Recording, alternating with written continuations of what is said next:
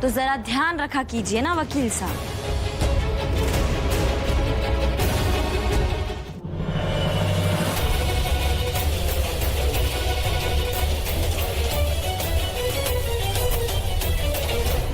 कुछ ऐसी गलती भी मत कीजिएगा कि फिर कोई भी सारी ना काम ना आ सके। उका कहते हैं, सावधानी हटी दुर्घटना घटी।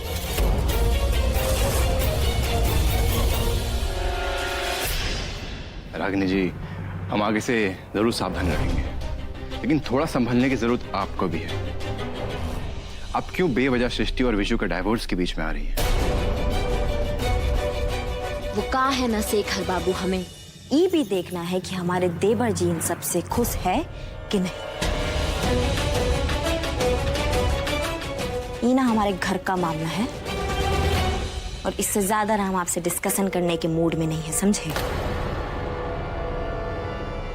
आप अपने काम के लिए आए हैं ना, तो अपना काम कीजिए और रवाना हो जाइए। जयराम जी की। हम फिर आएंगे।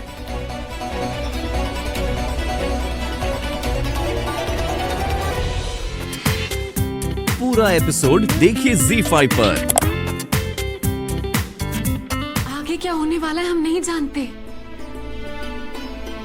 हमने किसी भी चीज के बारे में कुछ सोचा नहीं है। लेकिन सोचना तो पड़ेगा ना बेटा।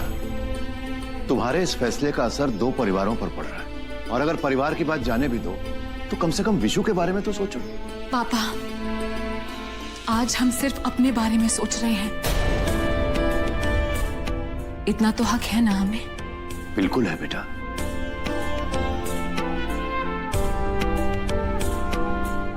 लेकिन अपने से पहले जो अपनों के बारे में सोचते हैं ना, दुनिया में मान भी उसी को ज्यादा मिलता है। पापा, आप हमसे जिस घर में जाने की बात कर रहे हैं, वहां रहना बहुत मुश्किल है। हमने सब आजमा कर देख लिया। अब हमसे कुछ और बर्दाश्त नहीं होता।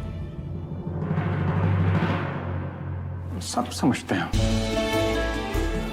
बल्कि कई बार तो हमें खुद को ही लगता है कि हम किस मुंह से तुमसे कुछ कहें। देखो, हमें लगता है कि तुमने हमारा घर विशु से कहीं ज्यादा प्रवृत्ति की वजह से छोड़ा है।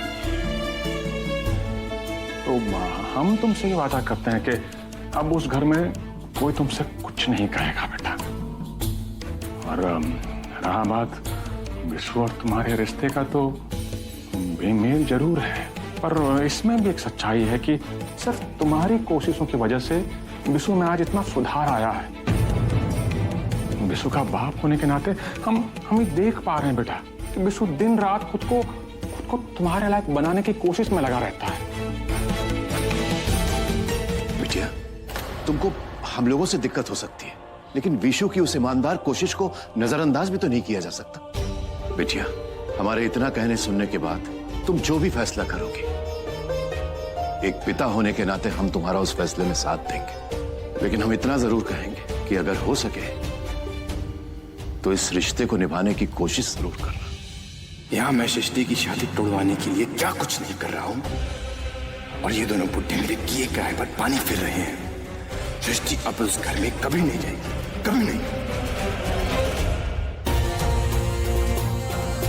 अच्छी बात है चौहान साहब। जी जी जी, क्या बताएं चौहान साहब, अभी तो बस आपका महानता है। हाँ तो ठीक है, फिर हम आपको जल्दी फोन करते हैं। धन्यवाद धन्यवाद। कहा बोले चौहान साहब हैं? अजीब बात है, अब इतना सब होने के बाद भी चौहान साहब मान गए। अरे तो बहुत बढ़िया बात है। हाँ, लेकिन वो कहे हैं कि जब तक विशु का अपना तलाक का कागज नहीं देखेंगे ना, तब तक ब्याह का बात आगे नहीं बढ़ाएंगे। देवर जी, बस एक बार विशु और शांति का गठबंधन हो जाए तो इस घर का ना भला हो जाएगा। ऐसा मालदार परिवार और इतना भोला लड़की के बार बार थोड़ी ना मिलता है। और रही बात विशु के तलाक की, तो वो तो समझो हो चुका। कैसे मान ले फुआ? वो तलाक का कागज तो सृष्टि ने जात के बैठल है। विशु बाबू तब बीच में लटक रहे हैं। हमको कहना तो नहीं चाहिए, बाकी हम सबको मुसीबत में डाल के उस सृष्टि वहां गुलछर्रा उड़ा रही है। तुमको याद है उस शेखर कैसे कॉलर में लिपस्टिक छुपा रहा था, कथी कह रहा था कि सृष्टि से मिल के आ रहे हैं। तुम मानो चाहे नहीं, उन लोग का कुछ चल रहा है। अरे बस करो दुलरिया, ये सब बात सुन के ना हमारा तो खून खौल उठता है। अरे अभी तो हम खून का घूंट पी लिए हैं। अगर हमारे पास सबूत होता ना तो उस शेखर का मुंह काला करके पूरा गांव में गुब्बाते। हमें तो उसका लक्षण ना पहले से ही ठीक नहीं लग रहा था। अरे उसी की वजह से तो मुखिया इनको बोलने का मौका मिला है। भौजी क्या बोल रही है आप? अरे उस सृष्टि का नाम इस परिवार के साथ अभियो जुड़ा हुआ है, और अगर गलती से भी ना इस परिवार की इज्जत पर आंच आया तो सृष्टि के साथ बहुत ही बुरा होगा।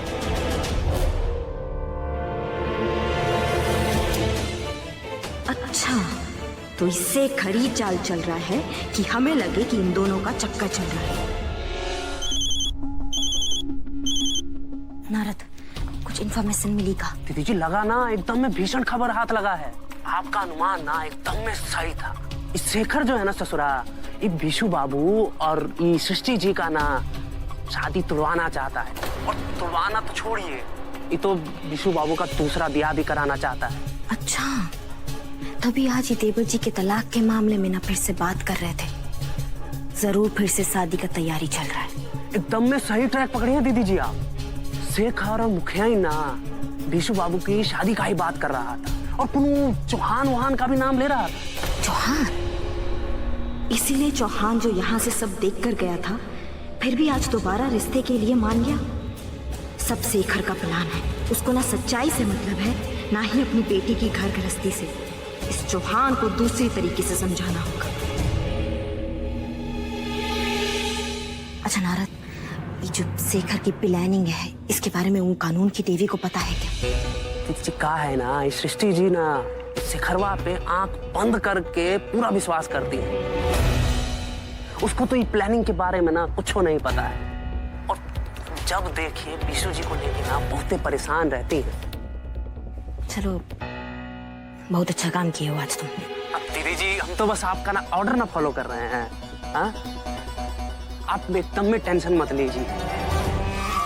रागिनी सिंह, अब तुम चौहान के पीछे गोल गोल घूमती जाओ, और उधर मैं सृष्टि को अपना बनाने का दूसरा कदम चलता हूँ।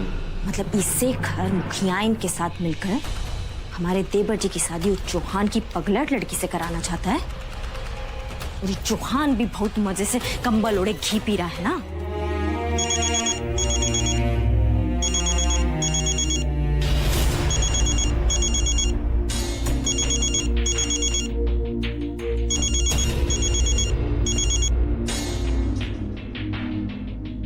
हेलो, अरे ओ कानून वाली, बिसु की अम्मा बोल रहे हैं। आपकी आवाज को क्या हो गया? तुमने और उस शेखर ने हमारी जिंदगी खराब करके रखी है, और तुम हमारी आवाज के बारे में बात कर रही हो। हैं? अब दिन रात चीखेंगे चिल्लाएंगे तो आवाज तो खराब होनी है ना। लेकिन अब हमने क्या कर दिया? अरे वही तो हम तुमसे जानना चाहते हैं कि अब क्या करने वाले हो तुम।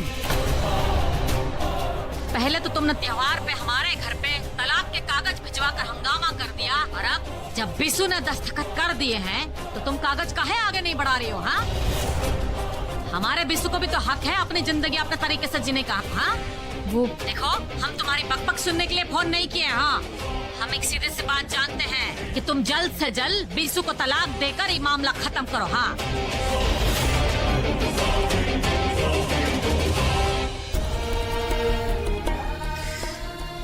हर बार सबकी नजरों में हमें क्यों गलत साबित होते हैं?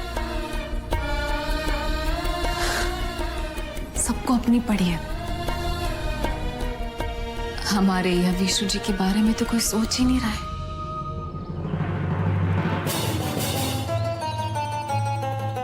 तेरे प्यार में मैं क्या क्या न बना हसीना, कभी बना कुत्ता तो कभी कमीना।